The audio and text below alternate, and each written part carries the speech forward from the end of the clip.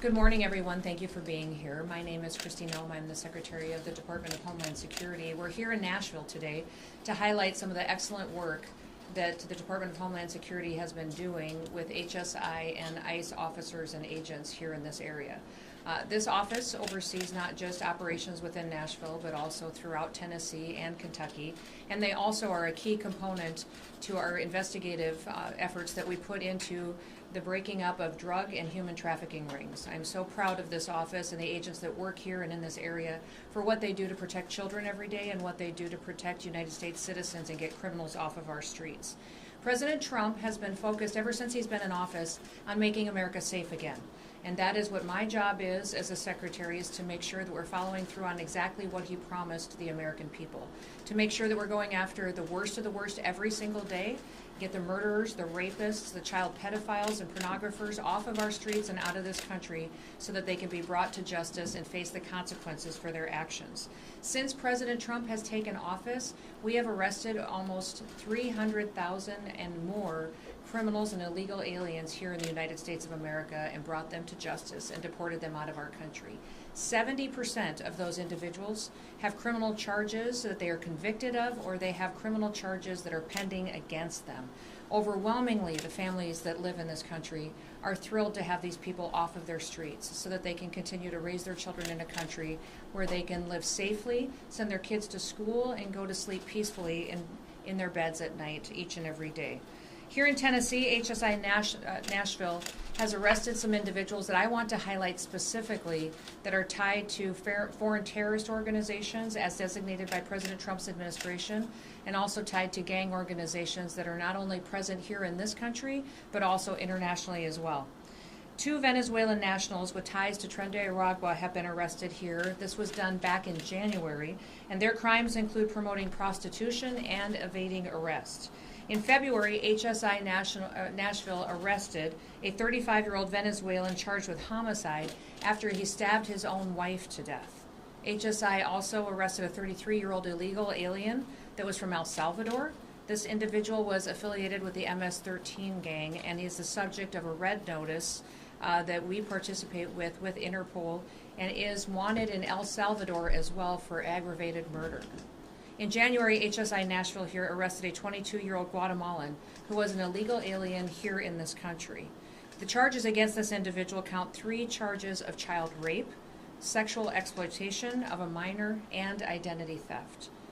Also arrested here is a 60-year-old illegal alien from Iraq. His criminal history includes convictions of rape, larceny, and false imprisonment. And last but not least, that I'll highlight here individually today, is we all remember the story of Kilmar Garcia, the MS-13 member. He was a human trafficker, a domestic abuser, a criminal illegal alien, and a national of El Salvador, and a member of MS-13. The mainstream media consistently tries to defend this individual as an innocent Maryland man, but I will be very clear, this man has a history and decades-long ties to a gang that has been convicted of human trafficking, and he himself has been deeply tied to those horrific charges and criminal activities. He's here in Nashville currently on federal charges for human trafficking, and the grand jury's indictment describes a monster. Abrao was a full-time human trafficker who would brutally abuse women under his control and even solicited individuals for child pornography. Now, all of these criminals are evil. They're horrible human beings. They're the worst of the worst. And America is safer because they're off of our streets, because of the work of the individuals behind me, but all of the agents and officials within HSI and ICE. Rioters, criminal thugs, legacy media, open border politicians, often you'll hear them standing up and defending the evil criminals that I've been talking about. And in the meantime, what they're doing is smearing and doxing our agents and putting them and their families at risk. Leftists have doxed, attacked, and tried to intimidate the men and women who uphold our laws and keep our streets safe. And now our ICE officers are facing an 830% increase in violence against them and their families. One of the open border politicians is right here in this state and is right here in this city. And I'm specifically calling out the mayor of Nashville. Mayor Freddie O'Connell has gone after our ICE individuals and agents that work with HSI. He's openly doxed them, revealed their information to the public, encouraged people to work against them in their efforts to clean up the streets of Nashville, and he has forced his city officials, his employees of the city of Nashville, to document every single interaction that they have with federal immigration authorities. What the mayor is doing to the city is shameful. And what he needs to do is participate with us and make sure that he's helping us uphold the rule of law. Listen, if people don't like the laws in this country, go to Congress and change them. But what these agents do every single day is to uphold the law and make sure that it applies equally to everyone, and that criminals aren't placed above the American citizens that live in this city and live in this state and in this country. O'Connell and his administration are playing politics, and they're playing politics to a dangerous level that's risking people's lives. Despite the mayor's reckless behavior, we're going to continue to enforce the law here in Nashville. We're going to continue to fight to keep families safe, and here in this city, but also in this state, and continue throughout the country. Bringing violent criminals to justice is our priority, and doing so in order to make America safe again is what we will work to do every single day. We're also seeing similar acts of injustices happen in Nashville by other entities as well. We're seeing obstruction against federal immigration law by Belmont University. As you know, they have openly said that they will house illegal immigrants on their campus and do that in defiance of the federal government. President Trump campaigned on immigration enforcement. The American people voted for immigration enforcement. They voted to clean up their streets and get these criminals out of our country.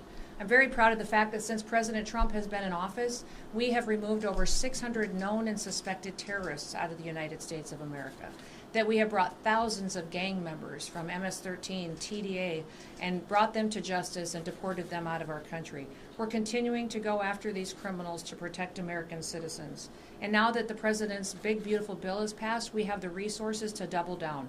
We will bring more agents to Nashville. We will bring more resources to this state. And we will make sure that even though politicians continue to play politics and try to lie about what the work is that we're doing to make America safe again, that we will continue to fight for the families that live here and make sure that these child pedophiles, these rapists, and these murderers are off our streets.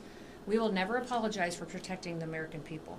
President Trump is working hard every day to make sure that this is a country where the rule of law is applied equally to everybody, that illegal criminals are not placed above or prioritized above the American citizens that live here and work and are just pursuing the American dream. So with that, I will close and open it up to any questions that you may have. Yes, way in the back. So you said that there's an 830% increase in these attacks against ICE agents.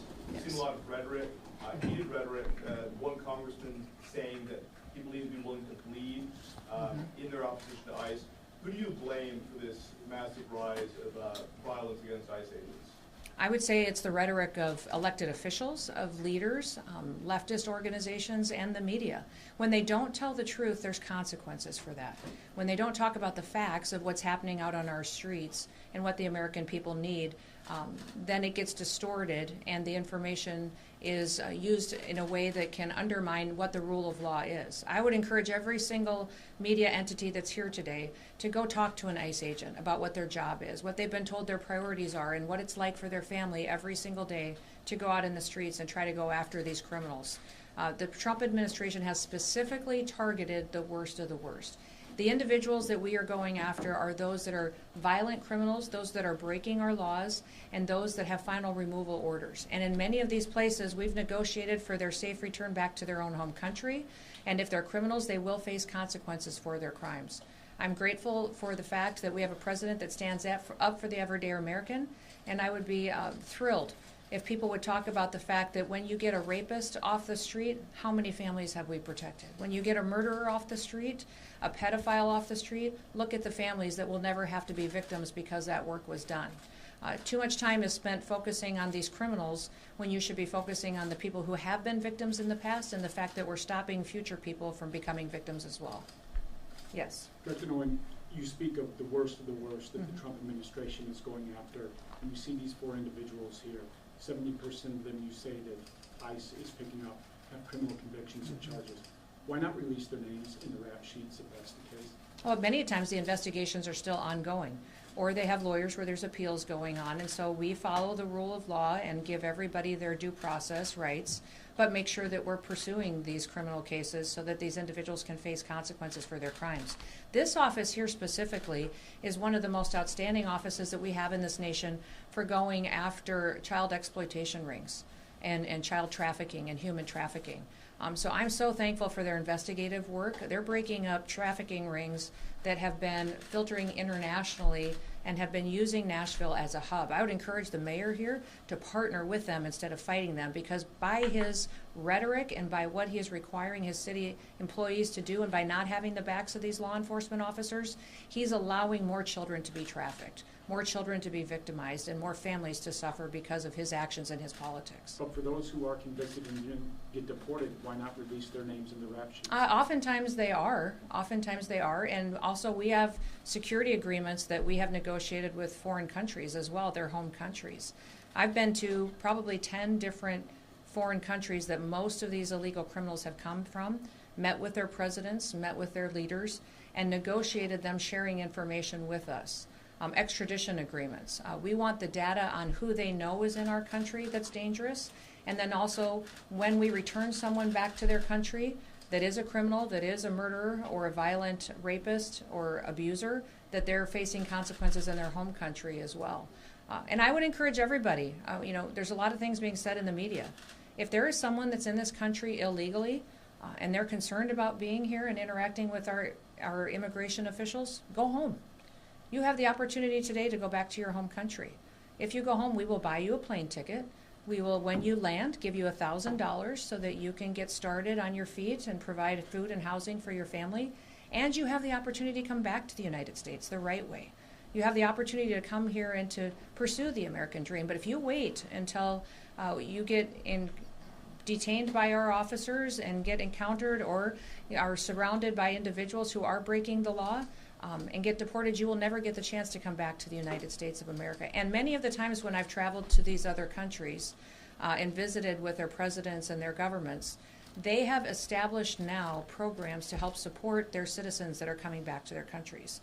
Many of these countries are setting up loan programs for houses when people come back, training for jobs that they need to have filled in their countries. They're giving children scholarships that are coming home so they can get an education and get their feet under them. So when you look at Guatemala, Honduras, Colombia, Panama, many of these countries, Mexico that I've visited, many of them are setting up programs so that when people do come home, that they have the opportunity to have a job and an education that they've never had before. And I'm proud of that work that's being done so that when individuals do things the right way, they can be rewarded for that. Yes. Madam Secretary, Tennessee has a lot of farmers that they rely on migrant workers to be able to yield their crops. So what's your message to them on what they should do? You know, what I would tell them is we've got visa programs that they can participate in to help them with their workforce issues. The H-2A visa program is under my purview, and I don't have a limit on how many of those I can issue. I would encourage them to reach out, and we can help them meet that workforce if the need is there. Many times there's people in this country as well that are looking to fill positions, but I will be very clear in saying that there will be no amnesty under the Trump administration. That individuals who are here illegally, we're hopeful that they will come and do it the right way, and that we'll make sure that we streamline and get rid of the bureaucratic hiccups and things that have slowed down the process in the past. We are streamlining the paperwork process and the application process so it's much quicker and responsive to the needs that farmers have. Yes. Because you singled out Kilmar Abrao, I want to ask you about some of the witnesses giving testimony against him. 3 of these people have been deported multiple times. Now they're receiving some kind of pardon to stay in the U.S. Can you talk about who granted these permissions and why is this allowed for some of these people who have been deported prior, who have been convicted felons, to stay in the U.S.? Yeah, no, I can't speak to the specifics of how some of the case negotiations have been conducted, but I am grateful that this man is being brought to justice. He has a lifetime history of trafficking individuals and of taking advantage of minors, soliciting pornography from them, nude photos of them, abusing his wife, abusing other illegals. aliens that were in this country, women that were under his care while he was trafficking them. He's a horrible human being and a monster, and he should never be released free. All that is evidence that the judge finds hard to believe because it's based on the testimony of these 3 witnesses. I hope this judge does the right thing and brings this man to justice for the crimes that he has committed. The evidence is overwhelming, and this judge needs to make sure that he applies the law equally to every single person that shows up in his courtroom. And then I do want to ask you, because ICE operations are taking place predominantly in Latino communities, can you speak I wouldn't say that's true. You know, I would say that the media has highlighted operations like that, but we have operations ongoing throughout the country every single day in communities everywhere. So I would not say that anyone could show that they're highlighted in Hispanic communities. They're highlighted in areas that we know we have investigative work and case work to show that we may have enforcement mechanisms that need to be put in place because we have criminal activities ongoing. Well, my audience is predominantly Latino, so they kind of every day say they're fearful because a lot of people have been targeted based on their skin color, not necessarily That's not their true. legal status. And so that has been another false narrative that has been put out there in the media that I absolutely want to throw back at you and say that is absolutely false, and don't you dare ever say that again. We have judges out there and other individuals saying people have been targeted that way, and it's not true. Every single operation that we do on ICE is based on investigative work and on case work to show that there is a reason and reasonable suspicion to go into an area and to talk and look at individuals that are involved in criminal activity. So because that is a narrative that people have been out there saying doesn't make it true, and it should not be repeated. Yes. 2 questions. First one, just you mentioned the budget increase. Excuse me, it's going to be coming to ICE. Beyond just more personnel, more boots on the ground here, I mean, what do you see as what Nashvilleians will see in the city in terms of enforcement detention over the next few years? What's that going to actually look like? Well, what the people of Nashville will see is obviously more individuals and more agents, but they'll also see more training and equipment. We'll see more investigative tools that will be able to be utilized. My hope is that we also get the chance to work with the Department of Justice to get more immigration judges. Many times we have individuals who wait a long time to get through the immigration process, and that is one of the reasons that people point to while people get anxious to come into our country illegally is because it takes so long to do it the right way. So not only do we want to get our casework when we bring someone into our detainment processed quickly so that we can get a decision made, but also those individuals who want to come here legally, that we have the opportunity to do so in a much more streamlined manner. Are we likely to see more facilities kind of erected here in Middle Tennessee? I don't think we necessarily will see more facilities. What we need is when we have a city like Nashville where the mayor is playing politics and not necessarily they're backing up our officers, you'll see more individuals to make sure that these officers are out on the street and have enough force to keep themselves safe while they do their work. And then just one follow-up on the due process. It's standard within law enforcement to release names and charges before people have gone through trial or through that legal process. I mean, that is part of due process. How can we, the press, and by extension the public, ensure that the federal government is ensuring due process if we're not allowed to know the names of these people and the charges? We are following due process on every single case. I'm not sure if you're talking specifically about a case or two, but I can follow up with you after the press conference and see if there's some you're not getting. But if we are not giving you names and data and information, it is because we are following the law and ensuring that every individual gets the due process that they need. Now, due process looks different based on what case it is and who the individual is, but we will continue to make sure that we're focusing on following the law and making sure we're bringing criminals to justice. Do you think we'd see more names released? We will release names as we are allowed to by the law. In the case of Kilmar Garcia, there's been a lot of discussion on whether he will be deported if he's released ahead of trial. What's your perspective on whether to have him deported and potentially not stand trial because he'll be in another country? How would that work, and what's the perspective? He's standing trial now, and I hope he faces consequences for his crimes. And that will be something that we will be able to deliver for the people that have been victimized by him and his actions over the years. And then when that is done and that process is over, he should never be allowed to be free in the United States of America. So even if he goes home to his home country, my hope is that he will be incarcerated there for the rest of his life as well. Will he remain in the United States up until the point of trial? That's not under my purview, but my hope is that he would be able to face consequences for his crimes. Yes, ma'am. Thank you. Secretary, what do you think about the Dignity Act of 2025 that Republican Maria Elvira Salazar introduced? Do you support it? Well, I've not read the act as she introduced it. I've talked to Maria extensively about it and her ideas in this legislation, and I think it's a great discussion for Congress to have. We'll continue to work with her and with the White House on what we can do to look at immigration law in this country and see what we can do to meet some of the needs that we have. Listen, immigration reform has been needed for many, many years, and I appreciate her and her leadership in bringing forward a bill that can start that discussion. Yes.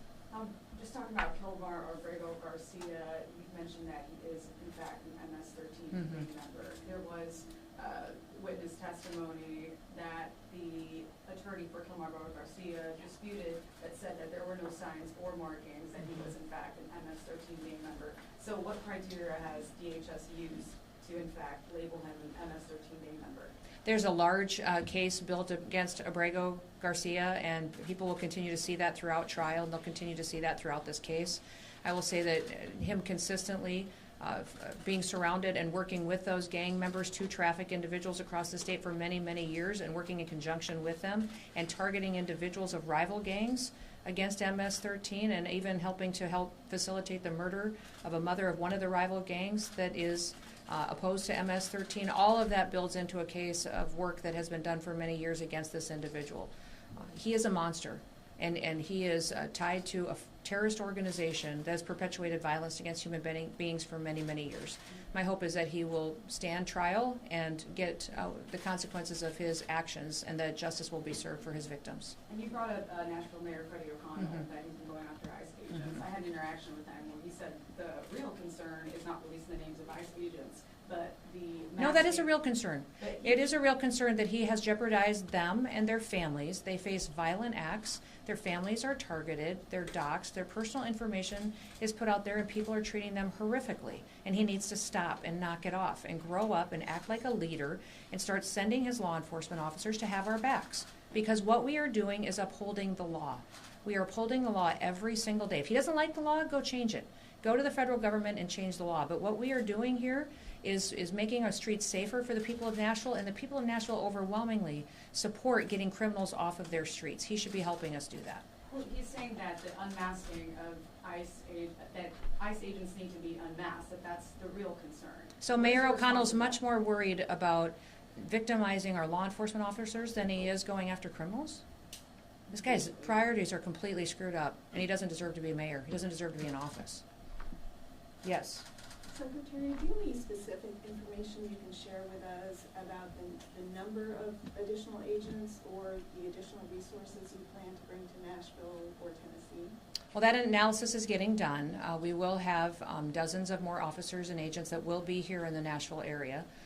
And we will continue to make sure that there are resources not just in Nashville, but throughout this state, and also this office covers Kentucky as well. So we will do an analysis of where we see criminal activity and where we need those individuals to make sure that we can have people go forward and do their operations and do them safely. Clearly, when there is a sanctuary city or there's a sanctuary state, we're going to have to put more federal officers there, because there's not a cooperative agreement with the local and state law enforcement that has their backs and allows them to conduct their operations safely.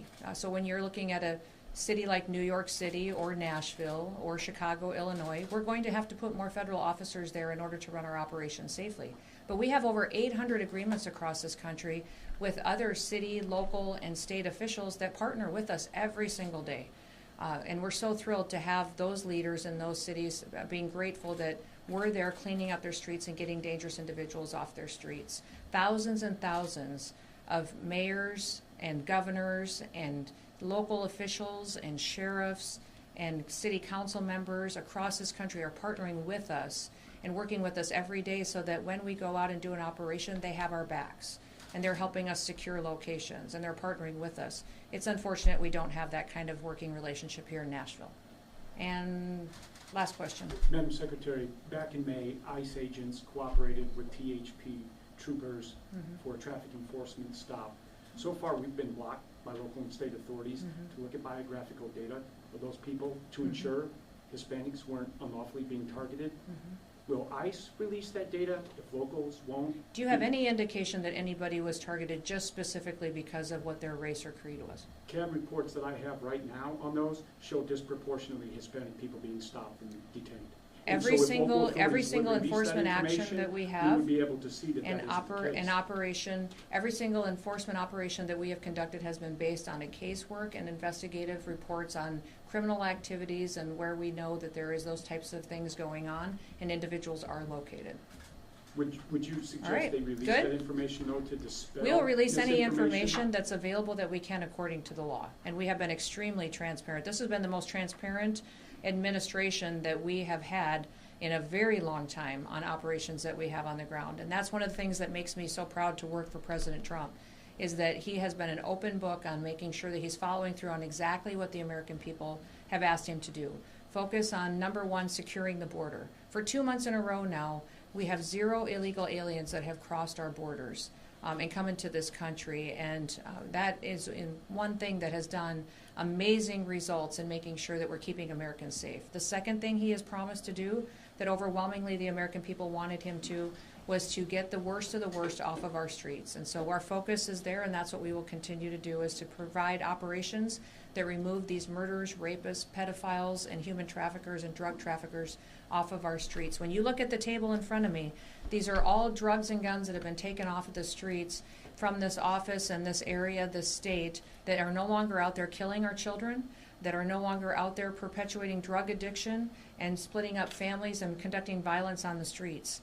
They have been brought into and taken away from criminals and terrorist organizations because of the work that these officers do. My hope is that we can continue to do this kind of work and do it in a way that makes sure that we're honoring our law enforcement officers and we're recognizing the rule of law needs to be enforced and enhanced here in the United States. That's what the American people demanded, and that's what President Trump is following through on. So thank you. You guys have a mentioned several terrorists who were arrested. Are you Thank concerned you, about guys. people impersonating ICE agents? Does it not make the U.S. less safe if you just deport terrorists instead of charge them and jail them? Thank you, guys. Appreciate it. That's it.